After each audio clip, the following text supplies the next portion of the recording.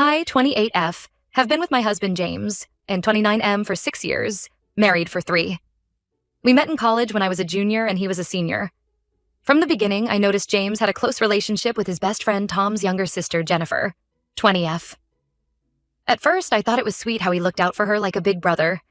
James and Tom had been friends since high school. They played on the same soccer team and became inseparable.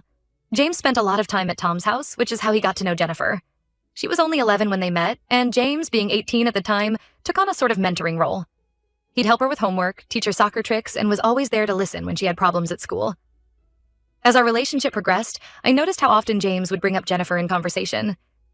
He'd share stories about her accomplishments, laugh about inside jokes they had, and generally speak about her with a lot of affection. I didn't think much of it initially. After all, he'd known her for years and watched her grow up. When we started dating seriously, Jennifer was 15. She'd often ask to tag along on our dates, especially if we were going to the movies or grabbing ice cream. James always seemed happy to include her, and I went along with it because I wanted to make a good impression on his friends and their families. Plus, Jennifer was fun to be around. Bubbly, quick-witted, and always up for an adventure. As time went on, though, I started to feel a bit uncomfortable with how much attention James gave her. There were times when we'd be on a date, and he'd spend half the time texting Jennifer or showing me funny memes she'd sent him.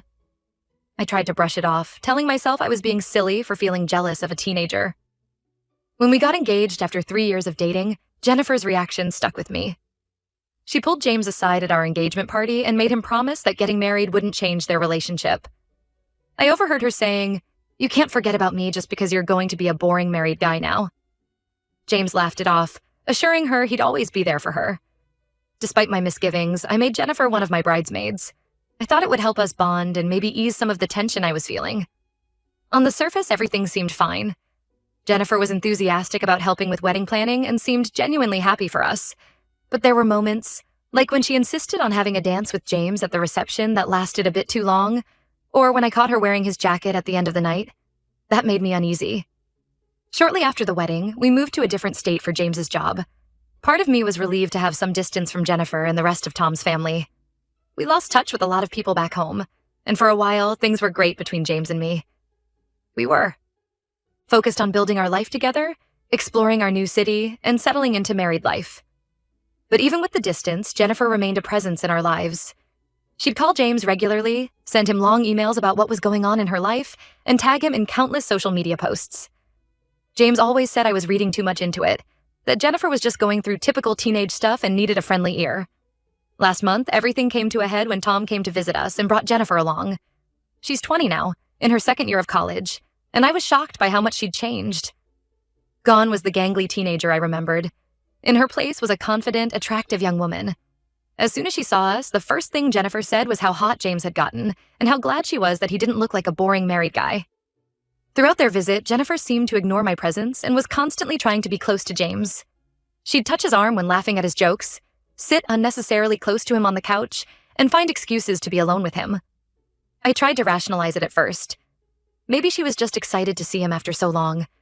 Maybe I was overreacting. But as the visit went on, I couldn't shake the feeling that something wasn't right. I finally worked up the courage to talk to James about it. I told him Jennifer's behavior looked inappropriate and asked him to tell her to tone it down. He dismissed my concerns, saying Jennifer was just immature and acted that way with everyone. He reminded me that he'd known her since she was a kid and that I was reading too much into things. On their last night here, we hosted a dinner party for Tom, Jennifer, and a few of our local friends. Throughout the evening, Jennifer kept pulling James away to play games or chat, giggling at me whenever I tried to join them. I felt like I was being deliberately excluded in my own home. The breaking point came at dinner. Jennifer came in last and dramatically announced there were no seats left. Then, to my horror, she plopped herself right on James's lap. The room went silent. I waited for James to say something, to tell her to get off, but he just laughed awkwardly and said, "Come on, Jennifer, you're not a kid anymore." Jennifer got up, giggling and winking at me as she took another seat. I was furious. Not just at Jennifer's blatant disrespect, but at James for not shutting it down immediately. I excused myself, got in my car, and drove to my sister's house. I needed space to calm down before I said something I'd regret. An hour later, James called asking where I was. I told him I was at my sister's and would come home after Jennifer left. He got angry, accusing me of overreacting and embarrassing him in front of his friends. I couldn't believe he was more concerned about how it looked to them than how I felt. When I came home the next day, we had a huge fight. I told James how hurt I was by Jennifer's behavior and by him enabling it. I brought up all the little incidents over the years that had made me uncomfortable, the long phone calls, the inside jokes, the constant texting. I told him it felt like Jennifer was more important to him than I was. James got defensive. He accused me of being insecure and said I was being ridiculous about his little sister. He brought up how I'd never had a problem with Jennifer before, conveniently forgetting all the times I'd expressed discomfort over the years. He said I was trying to make him choose between his family and me. I said regardless of his intentions, Jennifer was being disrespectful to our marriage and I didn't want her in our home again. James asked if I was giving him an ultimatum. I asked if he was really willing to disregard my feelings for Jennifer's sake. The argument escalated, with both of us saying hurtful things. Finally, James said he couldn't live with someone so insecure and controlling. He packed a bag and left to stay with his parents. It's been a week and he's barely responding to my texts or calls. When he does reply, it's short and cold.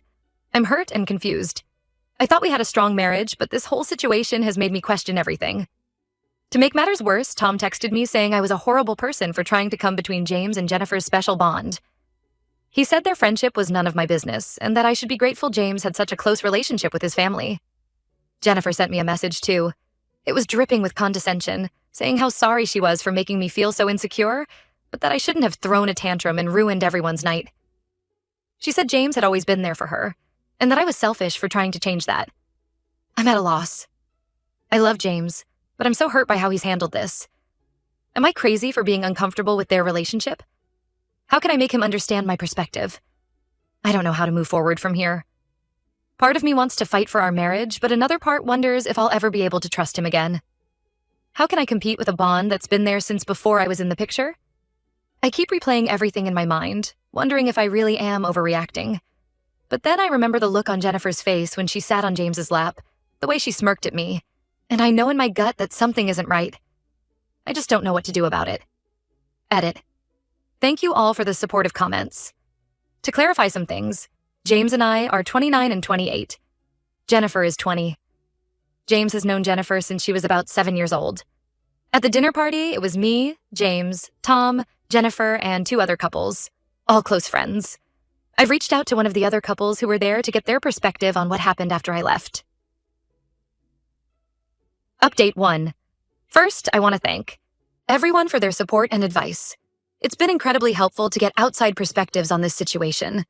The past week has been a roller coaster of emotions, and I'm grateful for this community's support. I spoke with our friends Sarah and Mike, who were at the dinner party. They've been our friends since we moved here, and I trust their judgment. They were very sympathetic and confirmed that things got very awkward after I left. Sarah told me that she and the other women at the party had confronted Jennifer about her behavior. They told her it was disrespectful to me and to my marriage with James. According to Sarah, Jennifer burst into tears, claiming everyone was attacking her over a silly joke, and that she didn't mean any harm. Sarah said Jennifer's reaction seemed over the top and manipulative, like she was trying to make herself the victim. Mike told me that he and the other guys had pulled James aside and told him he needed to set clearer boundaries with Jennifer. Mike said James seemed really conflicted and upset, unsure of how to handle the situation. Apparently, James kept saying he didn't want to hurt Jennifer's feelings or damage his friendship with Tom. This information made me feel somewhat validated, knowing others had seen the inappropriate behavior too. But I was still hurt that James hadn't stood up for our marriage in the moment. It bothered me that he seemed more concerned about Jennifer's feelings than mine. I decided to reach out to James's parents to get their take on the situation. His mom, Linda, has always been kind to me, and I hoped she might be able to offer some insight or help. Linda was shocked when I explained what had happened. She had no idea about the dinner party incident or that James was staying with them because of our fight. Apparently, he'd just said we'd had a small disagreement and he needed some space. This hurt me even more. James wasn't even being honest with his parents about why he'd left. As I filled Linda in on the details, including the history with Jennifer, she grew increasingly upset. She said she'd always thought Jennifer's attachment to James was a bit odd, but had assumed it was harmless.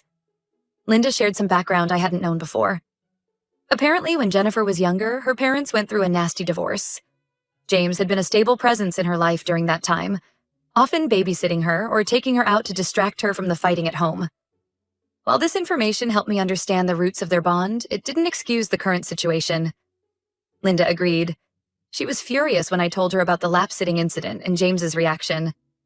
She promised to talk to James and try to make him see reason. A A few hours later, James called me. He sounded upset and said his mom had read him the riot act. He apologized for dismissing my feelings and admitted that he should have shut down Jennifer's behavior immediately. However, he still maintained that I had overreacted by leaving the party. He said it made him look bad in front of our friends and that I should have talked to him privately instead of storming out. This frustrated me. I felt like he was still more concerned about appearances than my feelings. We argued for a while, with me trying to explain that it wasn't about him or even really about Jennifer. It was about respect for our marriage. I told him I felt like he'd chosen Jennifer's feelings over mine, and that hurt deeply. I brought up all the little incidents over the years, the constant texting, the long phone calls, the inside jokes, and how they had made me feel like an outsider in my own marriage. James got defensive again, saying I was twisting things and that he'd always been faithful to me. He accused me of trying to control who he could be friends with. I reminded him that I'd never had an issue with any of his other female friends, just Jennifer, because of her inappropriate behavior. I also brought up how he'd confided in Tom about our fight but lied to his parents. I asked him why. If he truly believed he'd done nothing wrong, he felt the need to hide the real reason for staying with them. This seemed to catch him off guard, and he struggled to come up with an explanation. The conversation ended with both of us frustrated and no real resolution. James said he needed more time to think and that he'd call me in a few days. I felt drained and disheartened. It seemed like every time we talked, we just went in circles without really addressing the core issues. I'm feeling really lost and conflicted. On one hand, I'm glad James finally seems to be taking my concerns somewhat seriously. On the other hand, I'm hurt that it took his mother's intervention for him to even consider my perspective. And I'm still angry that he seems more concerned about maintaining his relationship with Jennifer than addressing the damage to our marriage. I've decided to stay with my sister for a while longer.